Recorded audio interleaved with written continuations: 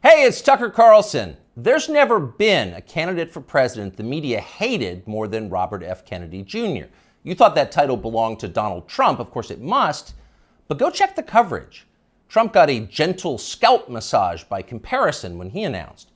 When Trump rolled out his presidential campaign in 2015, the New York Times waited until the 17th paragraph of the story to attack him. But as well known as he is, the paper said at the time, Trump is also widely disliked. And then they cited a poll to back it up.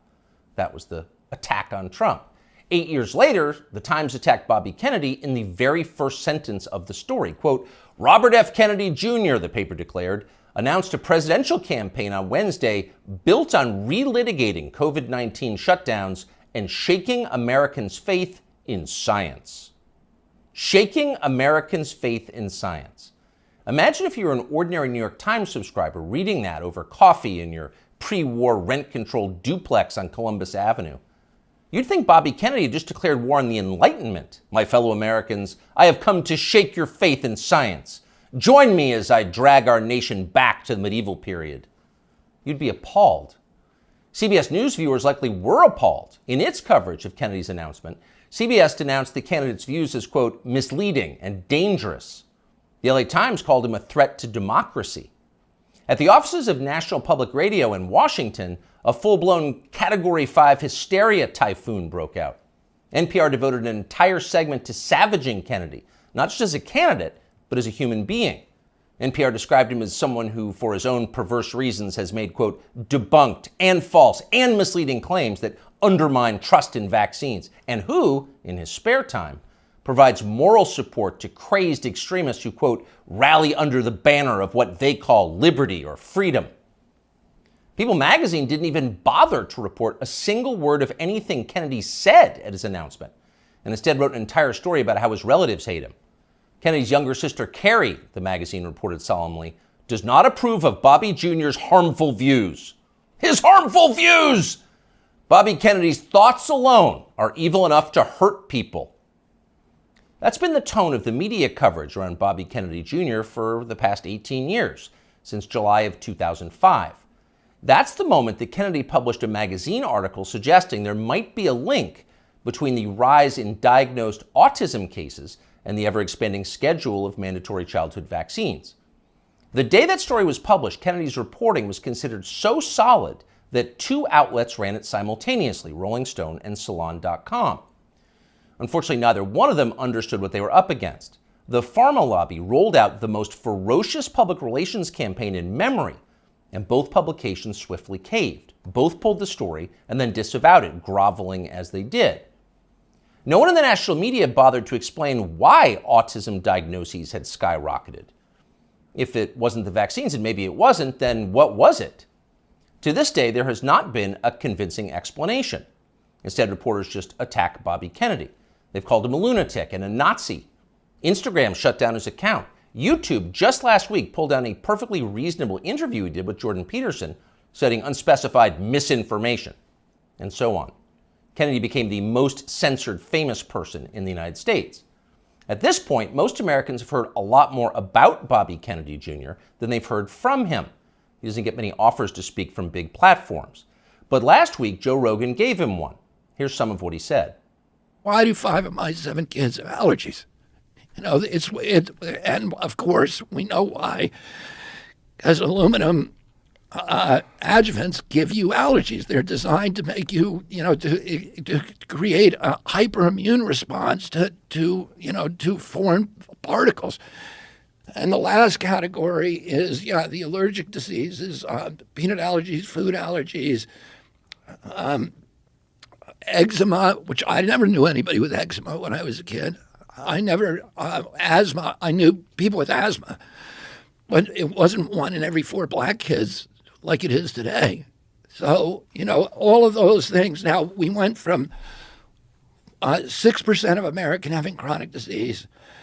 By 1986, we're starting to add the vaccines, and we got and 11.8% of kids now, so it's doubled.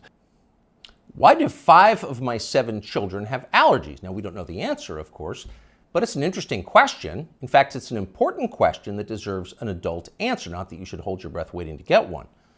Bobby Kennedy asks a lot of questions like that. He notices things. Kennedy pays attention to the world around him, and he wonders why it's changing. He's an outdoorsman, a falconer, and a fly fisherman. He's interested in how nature works. He's curious. Not so long ago, these qualities were considered essential to the practice of science. All scientific discovery comes from observation, empiricism, patient watching. Without the willingness to put aside your pre-assumptions and assess with honesty the things you see and touch and smell, the changes taking place right in front of your face, you can't do science. You can't create art either, or journalism, or theology. You have to be willing to notice the obvious. And when they tell you you're not allowed to notice the obvious, you should be concerned. Imagine you're on a commercial airline flight. The plane is just leveled out at 37,000 feet. You're closing your eyes for a nap. And suddenly you smell smoke. And it's not your imagination. You can see it. It's starting to fill the cabin. All around you, people are hacking and choking. The guy in the next seat has a napkin pressed against his mouth, and he's mumbling what sounds like Psalm 23. Yea, though I walk through the valley of the shadow of death. So clearly, the airplane is on fire. But almost unbelievably, no one has said a word about it. Not a single person is acknowledging this is happening. Everyone is silent. So in panic, you yell for the flight attendant. There's smoke in the cabin, you say, as if she hasn't noticed. But she stares at you with hard eyes. Shut up, racist, she replies. That's a dangerous Russian conspiracy theory. Stop spreading misinformation or I'll call TSA and have you arrested when we land. That sounds like a fever dream, but it's also pretty close to the experience of living in the United States at the moment. All around you, things seem to be fraying and getting worse. Your gut tells you there's something very bad going on, and all the evidence suggests that there is. But the people in charge won't acknowledge that. Everything's fine, they scream. Stop noticing. But wait, I don't remember this many kids having allergies or asthma or eczema or autism or, for that matter, body dysmorphia. And why so many suicides? What's going on here? Shut up! Stop asking questions! That's their answer. But Bobby Kennedy won't stop asking, and that's why they hate him. As Kennedy spoke on The Rogan Show, a reporter for Vice.com called Anna Merlin was watching. Merlin was so enraged by what she saw that she dashed off an article attacking Joe Rogan's employer for allowing the conversation to take place. Spotify has stopped even sort of trying to stem Joe Rogan's vaccine misinformation, read the headline. The piece never even described much of what Bobby Kennedy had actually said. Merlin dismissed the entire interview as, quote, a detailed survey of Kennedy's most dangerously incorrect views, a far too extensive list to outline in full. In other words, we here at Vice don't have time to describe all of Bobby Kennedy's lies, but trust us, they were lies. Then Merlin called Spotify to see if she could get the episode censored. Much to her profound frustration, Spotify refused to censor the episode and kept the interview on its website. So she spent the next several days ranting about all of this on Twitter. People were listening to the wrong things, and Anna Merlin was mad about it. So was Peter Hotez. Hotez is a pediatrician from Texas who became moderately famous on MSNBC during the COVID lockdowns as a Biden shill and a vaccine promoter. Hotez read Anna Merlin's piece and then huffily retweeted it. Effectively, why is Bobby Kennedy allowed to talk in public? And that gave Joe Rogan an idea. Why not have Peter Hotez debate Bobby Kennedy on his show? You claim he's wrong. Why don't you explain why he's wrong? That seemed fair. But Hotez wouldn't bite. So Rogan offered to give $100,000 to Hotez's favorite charity if he agreed to come on. Soon others made their own pledges and the pot swelled to over $1 million. But still, Peter Hotez wouldn't come. Instead, he scampered back to MSNBC, where one of the channel's oilier hosts assured him he was doing the right thing by dodging the debate. Arguing with Bobby Kennedy is morally equivalent to debating a Holocaust denier, the host said. No decent person would do that. And of course, Hotez agreed. Quote, 200,000 Americans needlessly perished because they believed the anti-vaccine disinformation and refused to take a COVID shot. So really, talking to Bobby Kennedy would be a lot like abetting murder. And Peter Hotez, MD, PhD, was not going to do that. But wait a second, you ask yourself. Let's think about those numbers. 200,000 people died because of vaccine disinformation from Bobby Kennedy and people like him? How do we know that? Is that really science? No, It's not science, because we don't know that. We can't know that. There is no way to know that. Peter Hotez's claim is a political attack posing as science, and he specializes in those. Here he is on television during the so-called pandemic. It's all about mask compliance. That's going to be absolutely critical, because if you don't have masks, remember, this virus aerosolizes. So even 6 feet is not enough. It can go 17, 18 feet, several meters. What we really have to do is have vaccine mandates in the schools. We should have a rule that anyone who walks into a school over the age of 12 has to be vaccinated. This is the nature of the anti-vaccine movement in this country. It's somehow married now to far right-wing extremism and white nationalist group. Anyone who's unvaccinated and has been lucky enough to escape COVID, your luck is about to run out. And I call it anti-science aggression coming from Senator Rand Paul, Senator Johnson, members of the House of Representatives, in addition to those two senators, are killers. It's all about mask compliance. We must have vaccine mandates for children. Take the vax or you will die. Anyone who disagrees with me is a white nationalist and a killer, and probably an agent of Putin. Do we say probably? Let's revise that. Certainly an agent of Putin. Again, here is Dr. Peter Hotez. We're starting to see now those same anti-vaccine messages that's coming out of the U.S. And now we're finding it in Africa and Latin America. And remember, what the other reason we're seeing this is the Putin government has, this has been reported by U.S. and British intelligence, has been piling on with this whole systematic program of what's being called weaponized health communications, trying to destabilize democracies with anti-vaccine, anti-science messages and targeting.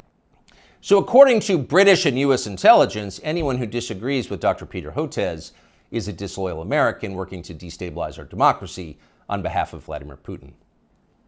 Now, by comparison, never in his life has Bobby Kennedy Jr. said anything half that demented. But keep in mind, Peter Hotez claims to have a valid medical license. He is allowed to treat patients. After a while, even MSNBC viewers were going to have some questions about a guy who talks like that, and apparently some of them did. As the lockdowns wore on, the population started to notice that many of the core claims the TV doctors were making were untrue. You'd only need one shot. If you got the shot, you would never get sick. You would never pass the virus to others, and so on. They said these things, as you know, again and again. Ultimately, they were proven wrong, but they never admitted it. They just attacked the people who noticed. Here's Dr. Peter Hotez calling for the Biden administration to arrest anyone who questions the COVID vaccine. The Biden administration has to realize that anti-science is a killer. Disinformation. Yeah. It's not even just disinformation. This is an anti-science empire right now, and we need Homeland Security. We need the Justice Department. We've really got to figure this out, and Health and Human Services will not be able to figure this out on their own. It's not a medical problem. It's a law enforcement problem. They've doubted me. Arrest them! It's a horrifying outburst if you think about it. If you were on tape saying something like that, you would be deeply ashamed. But Peter Hotez is not ashamed. He's become even more grandiose. Hotez has written a self-congratulatory new book called The Deadly Rise of Anti-Science, a scientist's warning, as if you were a scientist. Here's how Hotez describes himself in the book's promotional literature. Quote, during the height of the COVID-19 pandemic, one renowned scientist in his famous bow tie, appearing daily on major news networks such as MSNBC, NPR, and BBC, and others, Dr. Peter J. Hotez often went without sleep, working around the clock to develop a nonprofit COVID-19 vaccine and to keep the public informed. During that time, he was one of the most trusted voices on the pandemic and was even nominated for a Nobel Peace Prize for his selfless work. He also became one of the main targets of anti-science rhetoric that gained traction through conservative news media. End quote, though we could go on. So here you have a renowned scientist, selfless, trusted, going without sleep, self-denying, persecuted by extremists for daring to tell the truth. The Albert Schweitzer of cable news. That's Dr. Peter J. Hotez. The fact that a partisan buffoon like Peter Hotez can describe himself this way with a straight face and the backing of a publisher makes you despair for the country's future. But don't despair. There is hope. Hotez will never debate Bobby Kennedy Jr., but it doesn't matter. Kennedy has already won. He's more honest than Dr. Peter Hotez, and that's obvious to anyone who's paying attention. A New Economist poll shows that Kennedy is more popular and far less hated than either major party frontrunner. After almost 20 years of being silenced, Bobby Kennedy Jr. is being heard. And why wouldn't he be? Kennedy's theories about vaccines may be right, they may be partially right, they could be even utterly wrong. No one's proved it either way. But what we can say with certainty is that America's medical establishment has beclowned itself for all time. Its official positions on vaccines, psychiatric drugs, puberty blockers, reassignment surgeries, a long list of other politically fashionable priorities have no connection whatsoever to legitimate science. It's all effectively witchcraft. At the annual meeting of the American Medical Association in Chicago last week, for example, delegates issued a statement attacking the body mass index as a tool of, quote, racist exclusion, which has caused historical harm. Next year, they will denounce thermometers and stethoscopes. They're insane. Compared to them, Bobby Kennedy is a mainstream figure, and people understand that. That's why he's winning. And you know he's winning by how his critics are doing. So just 4 years ago, Anna Merlan was regarded as an important expert on conspiracy theories and misinformation. She'd written a book on the topic. Here she is talking about it. I've always thought that in the case of conspiracy peddlers, it's not necessarily a super profitable enterprise to ask whether they really believe it or not, because I don't know what's in their hearts. I don't know what's in their minds. All I know is what they spend their time doing, which is promoting conspiracy theories. In the case of ordinary people, conspiracy consumers, and most Americans are, to some degree, consumers of conspiracy theories. All the studies that we have show that like 1 in 3 Americans believe in some conspiracy theory to some extent. For the people in the very sort of deep end of the conspiracy pool, people who are consuming a lot of conspiracy content, I think it's really important to look at the way it helps them make sense of the world and make sense of our political moment and make sense of a lot of times like what's happening in their own lives. All the studies that we have show that like 1 in 3 Americans believe in some conspiracy theory. Huh? You'll notice the upspeak, the rising inflection at the end of the sentence. That's a familiar tick in Brooklyn.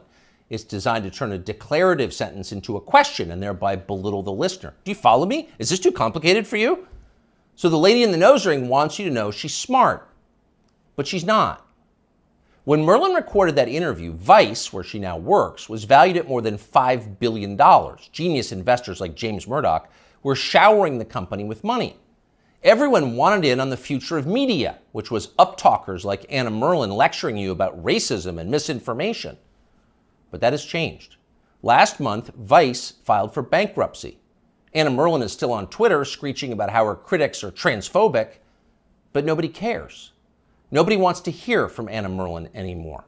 The gatekeepers are transparently ridiculous. Everyone can see that. People have started to notice. Younger people say the news is full of lies. President Kennedy's motorcade. 239 people. The death of Jeffrey Epstein.